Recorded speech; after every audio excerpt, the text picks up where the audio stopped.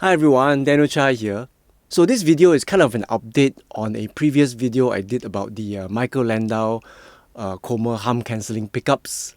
Now the focus of the video was actually a lot about Michael Landau and how I'm a big fan of his through the years of him doing session work in Burning Water, Raging Honkies, his solo projects. And over the years, I'll try the stuff that he has, like the Tyler guitars, the amps, the hum cancelling pickups. So in that video, I did talk a lot about the kind of different hum cancelling Strat pickups that I've tried over the years. Simo Duncan's, Dimarzios, Kinman's, and yeah, other kinds of tech like Sir guitars have their backplate system, which is basically a spin-off of the Illich backplate. And even James Tyler guitars have their dummy coils that create a similar system. But in the market, actually, there's still a lot of companies doing simply drop-in hum cancelling pickups. Basically, for me, as a live session player, the noise is a big thing, so I'm always on the lookout for different technologies and different ideas to try. Now, if you have watched the episode regarding the Michael Landau pickups, I did bring up 2 or 3 issues which actually are quite common to a lot of these drop-in kind of hum cancelling pickups. So one of the issues I've had with these pickups is the weight. The Michael Landau pickups, the hum cancelling pickups were easily double the weights of regular single coils. And the second thing is the pickups are really deep. They are really thick. So if your guitar's cavity is pretty shallow, you're going to have a problem installing these pickups, rather the Michael Landau Comer pickups. So currently I still have the pickups, but they are installed in this guitar. In that previous video, the pickups were actually installed in a Japan 2 hybrid body, and actually the pickups were really touching the base of the cavity, so I couldn't quite lower the pickups anymore. But I found this body is a basswood Mexican Strat body. It's pretty deep, so even with these pickups pretty low, I could still lower them some more because the cavity allows me to do that. And this body is really light, so even with these pickups and everything in, it's about 7.5 pounds, which is a great weight for a Strat. Now this guitar is actually my son's guitar, and he was more concerned about not having any noise as compared to having a really authentic Strat sound, so he's happy with this guitar. So I guess these pickups will stay in here for quite a while. So on to this week's project. So over the years, I have kind of gone back to just regular single coils because I kind of miss the chime of regular single coils. Because as mentioned in that video about hum cancelling pickups, one thing you do lose is the single coil chime. Now in another video, I've also done a comparison using 250k and 500k pots. So to my ears, when you use 500k pots, when you have the tone all the way up, it just sounds like there's obviously additional presence and brightness, but it doesn't quite give you back the chime that real single coils have. So over the years, I've always been going to and fro between hum cancelling pickups and regular single coils as described in the previous video. So in recent months, as you all know, I'm on tour, and I've been using my James Tyler Variax, the US model, on the road. But recently, the motherboard died. So with that guitar, I was actually using a lot of the onboard electronics. That means that when I'm in that Variax system mode, the single coils are actually quiet. But now that I'm using my main parts casters Fender Strat on the road, these regular single coils have become obviously very noisy, especially in a stadium when the lights are on. It's a 60 cycle hum can really drive you mad.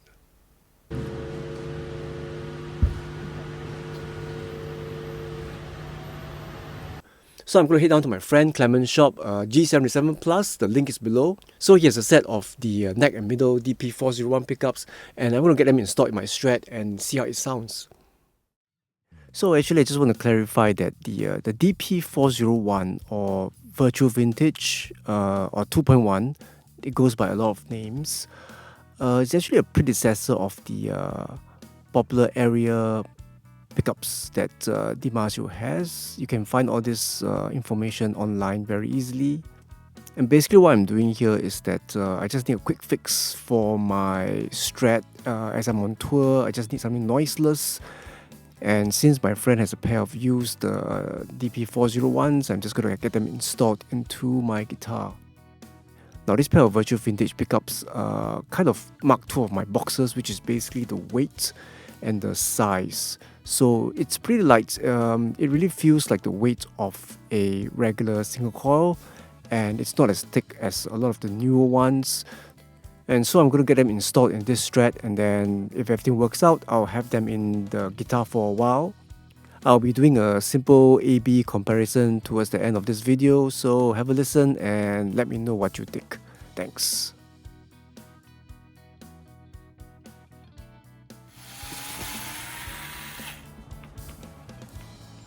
Lemon. Hello.